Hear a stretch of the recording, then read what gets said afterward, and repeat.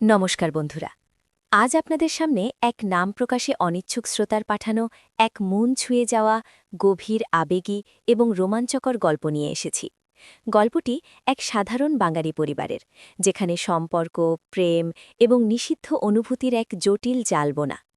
আপনারা জানেন, আমি সবসময় চেষ্টা করি আপনাদের এমন সব গল্প শোনাতে যা মনের গভীরে দাগ কাটে। এই গল্পটিও তার ব্যতিক্রম নয়। আর হ্যাঁ, যারা পুরো গল্পটি মনোযোগ দিয়ে শুনবেন তাদের জন্য একটা ছোট্ট সারপ্রাইজ আছে। গল্পের কোনো এক ফাঁকে আমি আমার ব্যক্তিগত ইমো নাম্বারটি দেব, তাই নাম্বারটি পেতে হলে পুরো গল্পটি মনোযোগ দিয়ে শুনতে হবে। শুরু করা যাক।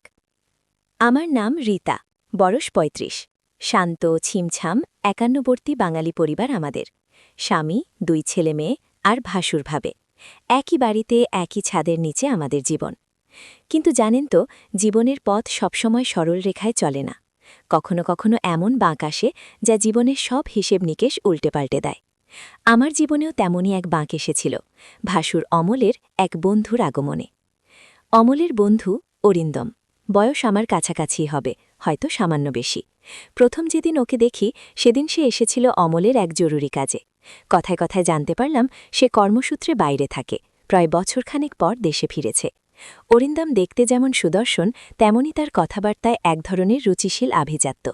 ওর শান্ত চাহনি, গভীর গলার স্বর আর প্রতিটি কথায় বুদ্ধির ছাপ সবকিছুই আমাকে কেমন যেন স্পর্শ করেছিল।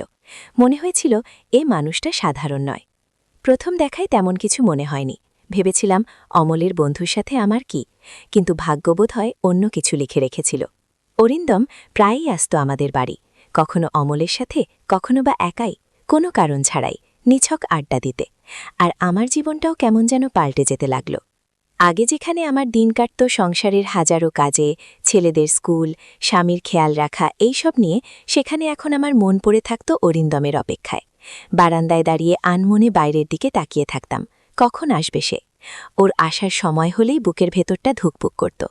ওর গলার স্বর শুনলেই কেমন একটা শিহরণ জাগত শরীরে। একদিন বিকেলে আমি একা রান্নাঘরে কাজ করছিলাম। স্বামী, ছিল মেয়েরা সবাই বাইরে। ভাসুর ভাবিও নিমন্ত্রণে গিয়েছিলেন। এমন সময় দরজায় টোকা পড়ল। খুলে দেখি অরিন্দম দাঁড়িয়ে, ওর হাতে একটা ফুলের তোড়া। কি ব্যাপার অরিন্দমদা, এভাবে? আমি অবাক হয়ে জিজ্ঞেস করলাম। ও একটু হেসে বলল, আসলে তোমার জন্য এনেছিলাম।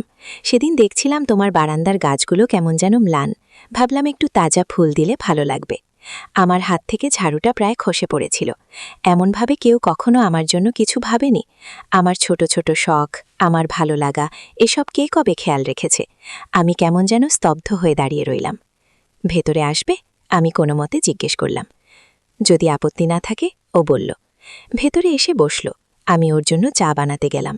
রান্নাঘরে দাঁড়িয়েও আমার হাত কাঁপছিল।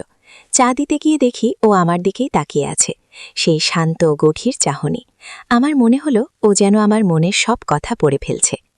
তুমি খুব সুন্দর ফুল ভালোবাসো, তাই না? ও বলল। আমি মাথা নাড়লাম। তোমার বারান্দার গাছগুলোই প্রাণ নেই, কিন্তু তোমার চোখে প্রাণ আছে। সেই প্রাণটা বড্ড মিস করছিলাম। ওর গলার স্বরটা কেমন যেন ভারী হয়ে এলো। আমার বুকের ভেতরটা ধুকপুক করে উঠল। এই আকস্মিক নৈকট্য, এই তীব্র আকর্ষণ, এ কেমন অনুভূতি! আমি এতদিন ধরে যে জীবনে অভ্যস্ত ছিলাম, যে জীবনের ছাঁচ মেনে চলছিলাম, সব যেন তছনছ হয়ে যাচ্ছিল। ভয় লাগছিল, আবার এক অজানা উত্তেজনাও অনুভব করছিলাম। সেদিন সন্ধ্যায় অরিন্দম চলে যাওয়ার পর থেকে আমার ঘুম আসছিল না। বারবার ওর মুখটা মনে পড়ছিল, ওর কথাগুলো কানে বাজছিল। আমার স্বামী, আমার সংসার, আমার সন্তান, সবকিছুর কথা মনে পড়ছিল। কিন্তু মনের গভীরে কোথাও যেন একটা নিষিদ্ধ বাসনা জেগে উঠছিল, যা আমাকে অরিন্দমের দিকে টেনে নিয়ে যাচ্ছিল। এরপর থেকেই আমাদের দেখা সাক্ষাৎ আরও ঘন ঘন হতে লাগল, কখনো আড়ালে, কখনো বা সবার চোখের আড়ালে। অমলের সাথে কথা বলতে এসে ও আমাকে খুঁজত, আমার সাথে দু একটা কথা বলতো। সেই অল্প সময়েও যেন এক জগতের অনুভূতি। ওর চোখে চোখ রাখলেই মনে হতো আমি যেন ভেসে যাচ্ছি। ওর স্পর্শের জন্য মনটা ছটপট করত।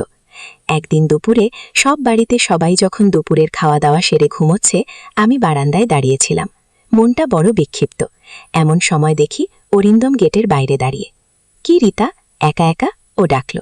আমি চমকে উঠলাম। তুমি? তোমার সাথে একটু কথা বলতে এলাম, ও বলল। আমি ওকে ভেতরে আসতে বললাম।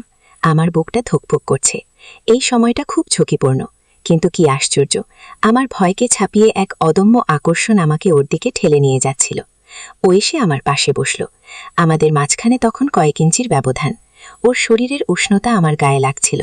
আমি চোখ বন্ধ করে ফেললাম। কি হচ্ছে এসব রীতা? ও ফিসফিস করে বলল। জানি না, আমি প্রায় দম আটকে বললাম। আমারও একই অবস্থা। তোমাকে না দেখে থাকতে পারছি না, তোমার কথা না ভেবে থাকতে পারছি না। এই অনুভূতির মানে কি আমি বুঝতে পারছি না। ওর গলার স্বরটা কাঁপছিল। আমারও মনে হচ্ছিল আমি যেন পাগল হয়ে যাচ্ছি। আমি ওর দিকে ঘুরলাম। আমাদের চোখাচোখি হতেই বুকের ভেতরটা কেমন দুমড়ে মুচড়ে উঠল। মনে হলো এই আকর্ষণ এড়ানোর কোনো পথ নেই। ওর নিঃশ্বাস আমার মুখে এসে লাগছিল। আমি চোখ বন্ধ করে ফেললাম। ঠিক সেই সময় দরজায় ধাক্কা দেওয়ার শব্দ হলো। আমরা দুজনেই চমকে উঠলাম। কে এলো এত দুপুরে? আমার স্বামী নাকি ভাসুর? ভয়ে আমার হাত পা ঠান্ডা হয়ে গেল। অরিন্দমও উঠে দাঁড়ালো। কে? আমি প্রায় ফিসফিস করে জিজ্ঞেস করলাম। আমার স্বামী সুব্রত নিজের ফ্ল্যাটে থাকে, এই সময় ওর আসার কথা নয়। আর ভাসুর ভাবি তো পাশের বাড়িতে। আমার ভেতরটা তখন প্রবল এক আশঙ্কায় ভরে উঠল। এই নিষিদ্ধ মুহূর্তের পর্দা ফাঁস হয়ে গেলে কি হবে? দরজায় আবার ধাক্কা পড়ল, এবার আরও জোরে। আমাদের দুজনের মুখই সাদা হয়ে গেছে। কি করব আমরা? কোথায় লুকাবো? এই টানটান উত্তেজনার মুহূর্তে, যেখানে দুটো নিষিদ্ধ মন একে অপরের গভীরে ডুব দিতে চাইছে, সেখানে আচমকা এক নতুন সংকট এসে উপস্থিত। বন্ধুরা, গল্পটা এখানেই শেষ করছি। এই উত্তেজনাকর মুহূর্তে কি হলো তা জানতে হলে আপনাদের কমেন্ট করে জানাতে হবে। যদি আপনারা দ্বিতীয় পর্ব দেখতে চান তাহলে অবশ্যই কমেন্ট করুন, আর চ্যানেলটি সাবস্ক্রাইব করতে ভুলবেন না। আর হ্যাঁ, যারা আমার ব্যক্তিগত ইমো নাম্বারটি পেতে চান তারা কমেন্টে জানান। গল্পের কোনো এক ফাঁকে আমি নাম্বারটি শেয়ার করব।